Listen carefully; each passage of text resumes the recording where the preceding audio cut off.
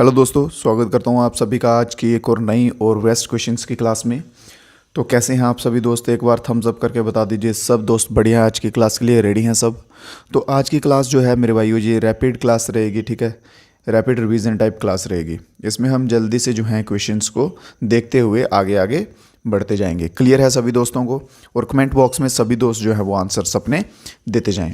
तो चलिए first question देखते हैं। हिंदी इंग्लिश दोनों लैंग्वेज में आपको मालूम है क्वेश्चंस होते हैं।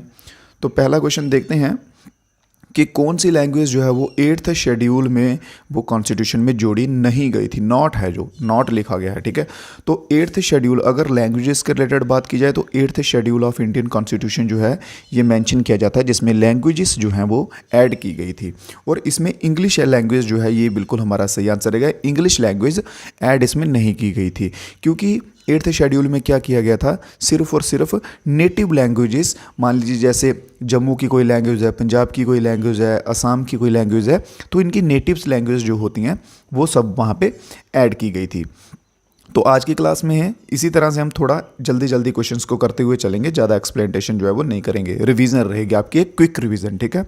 और सभी दोस्त साथ में आंसर्स देते जाइएगा। ऑफिशियल लैंग्वेजेस की बात की जाए तो टोटल ऑफिशियल लैंग्वेजेस कितनी है, तो टोटल 22 जो है मेरे भाई, 22 ऑफिशियल लैंग्वेजेस हैं।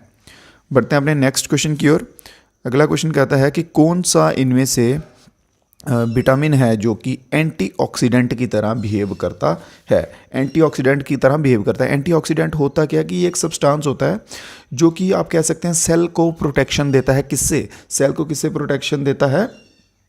फ्री रेडिकल से, ठीक है। एंटीऑक्सीडेंट एक सब्सटेंस होता है जो सेल को फ्री रेडिकल से प्रोटेक्शन देता है। और फ्री रेडिकल्स क्या होते हैं, आप कह सकते हैं ये एक बहुत ही हाईली रिएक्टिव मॉलिक्यूल्स होते हैं, ठीक है। और ये किस में पाया जाता है, तो विटामिन सी हमारा बिल्कुल सही आंसर रहेगा। विटामिन सी हमारा बिल्कुल सही आंसर रहेगा। अगले क्वेश्चन की तरफ चलते हैं।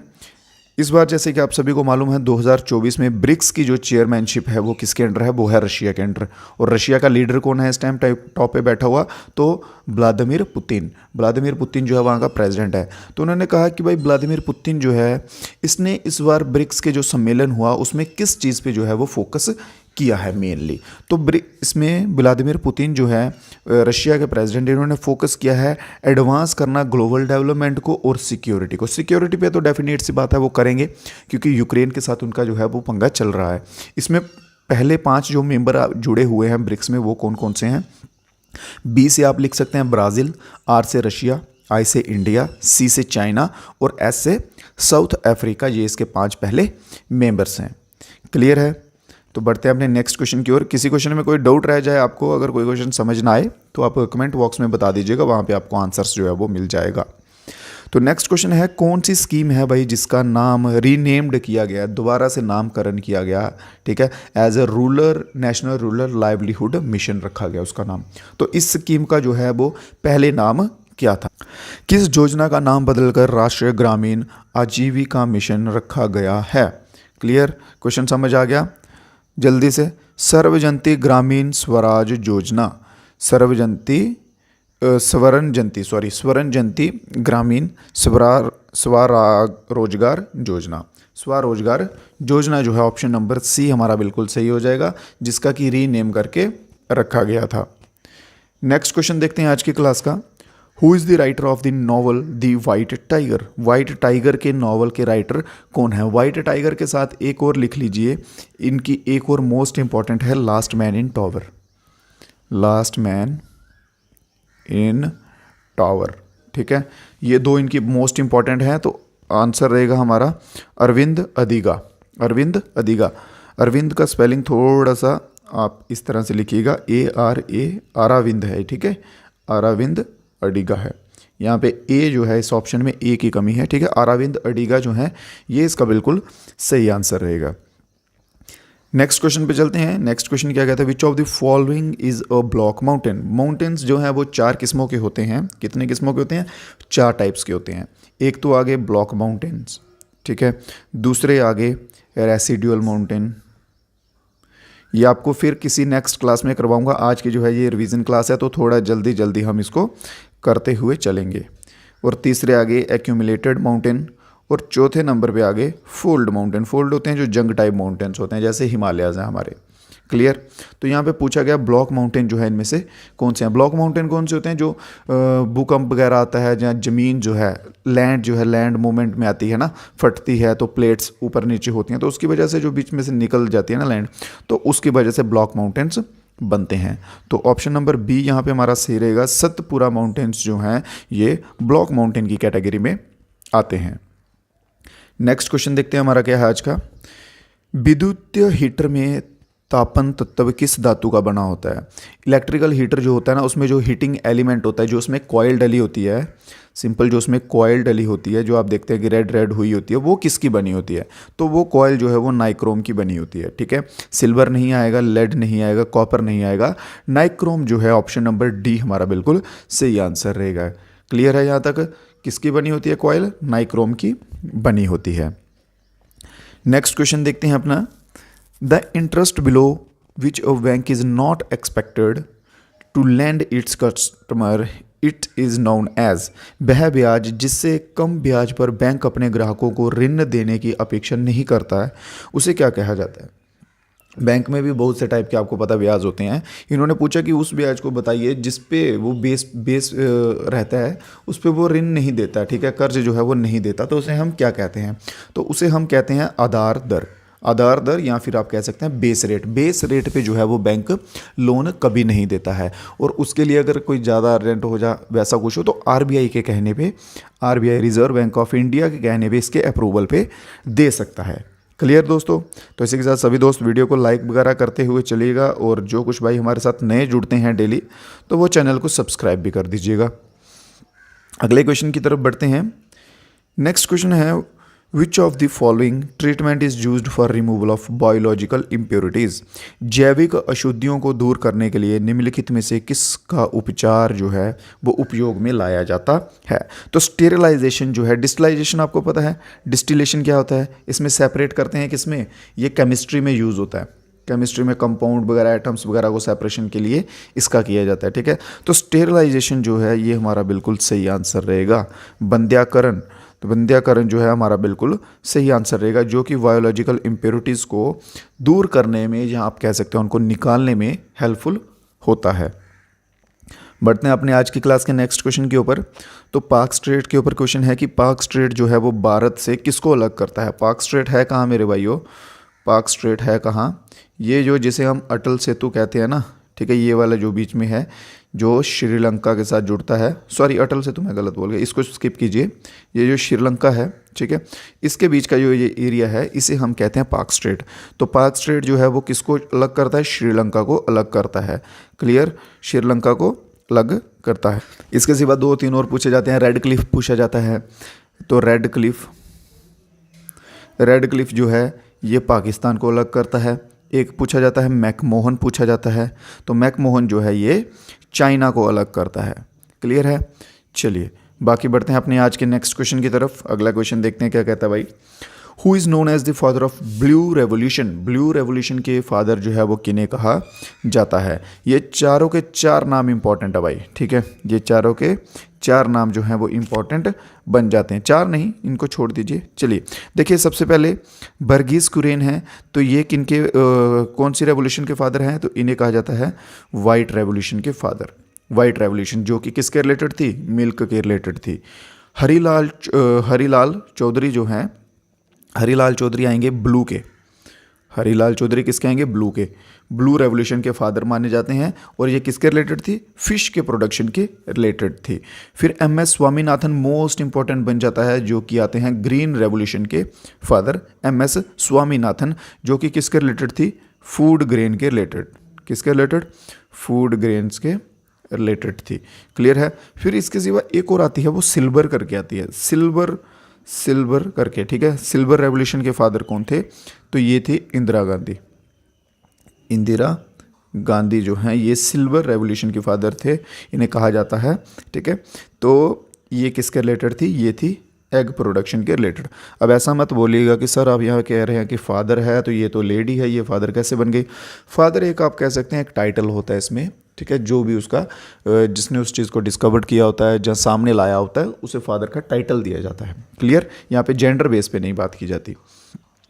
तो बढ़ते हैं अपने नेक्स्ट क्वेश्चन के ऊपर। अगला क्वेश्चन क्या कहता है, which of the following local wind help in blossoming of coffee flower.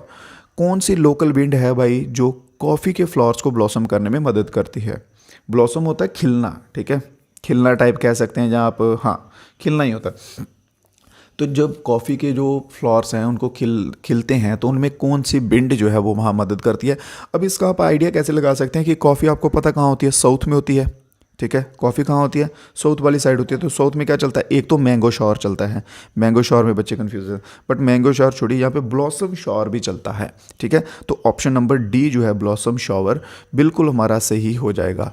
क्या हो जाएगा, बिल्कुल सही। ब्लॉसम शॉवर कहाँ कहाँ चलता है, केरला और कर्नाटका में, केरला और कर्नाटक में जो है ब्लॉसम शॉवर चलता है। यहाँ पे लू जो है ये ई नहीं लू आएगा। लू जो है ये लू कहाँ चलती है, लू चलती है भाई ये नॉर्थ के एरियाज़ में, ठीक है। जैसे यूपी हो गया, बिहार हो गया, राजस्थान हो गया और साथ में दिल्ली हो गया, ऐसे एरियाज़ में जो है वो लू चलती है। और पंजाब में भी कुछ हद तक लू जो है वो देखने को मिलती है। क्लियर है यहाँ तक दोस्तों। और नॉर्थ वेस्टर जो है ये वेस्ट बंगाल में चलता है, असम में, उड़ीसा में। ये वेस्ट बंगाल में, असम में और उड़ीसा में चलता है। क्लियर। चलिए नेक्स्ट क्वेश्चन की तरफ बढ़ते हैं। मैंगो शॉवर मैंने इसलिए नहीं बताया क्योंकि ये मैं आपको पीछे करवा चुका हूँ, तो जो क्वेश्चन एक बार करवा चुका हूँ वो दोबारा से वैसे एक्सप्लेन नहीं करूँगा। अगर कोई क्लास में अगर रिवाइज करवाना हुआ तब उसको एक्सप्लेन किया जाएगा। नेक्स्ट क्वेश्चन क्या कहता है, the marginal propensity to consume MPC refers to. आय में परिवर्तन के साथ उपभोक्ता में परिवर्तन की दर को क्या कहा जाता है। इसे कहा जाता है rate of change of consumption as income change. मतलब कि जब इनकम चेंज होती है, अब मान लीजिए कि मेरी इनकम है भाई आज 50 रुपये और मैं जो चीज़ खरीदूंगा वो 10 रुपये की ही खरीदूंगा, मैं 40 रुपये बचाऊंगा अपने फ्यूचर के लिए। अब मेरी इनकम बढ़ के 50 से हो जाती है 100 रुपया, ठीक है। तो मेरा जो है रेट है वो चीज़ को कंजप्शन करने का, लेने का चीज़ों को, वो मेरा भी बढ़ जाएगा, रेट बढ़ जाएगा। मैं जहाँ पहले 10 रुपये की चीज़ खरीदता था अब मैं वहाँ पर 20 रुपये की चीज़ खरीद सकता हूँ या 30 रुपये की चीज़ खरीद सकता हूँ। क्लियर है। तो rate of change of consumption और इनकम चेंज होने के साथ जो होता है उसे हम कहते हैं MPC, marginal propensity to consume. Clear. चलिए बढ़ते हैं अपने नेक्स्ट क्वेश्चन की आज की क्लास के। Which of the following dance form is not a classical dance form. Classical dance आपको पता है करवा चुका हूँ मैं, बहुत बार करवा चुका हूँ। ये क्वेश्चंस तो किसी भाई का गलत होना ही नहीं चाहिए। क्लियर। क्योंकि क्लासिकल डांस जो है मैं स्टार्टिंग में ही क्लासों में 2-3 क्लासेस में लगातार करवाया हुआ है। तो बिहू जो है, बिहू भाई क्लासिकल डांस नहीं है, बिहू क्लासिकल डांस नहीं है। तो जल्दी से बता दीजिए बिहू जो है वो किस स्टेट का, किस यूनियन टेरिटरी का डांस है, ठीक है। कुचिपुड़ी आपको पता है, आंध्रा का है, ओडिसी पता है, मणिपुरी पता है, ये सब पता है। क्लियर।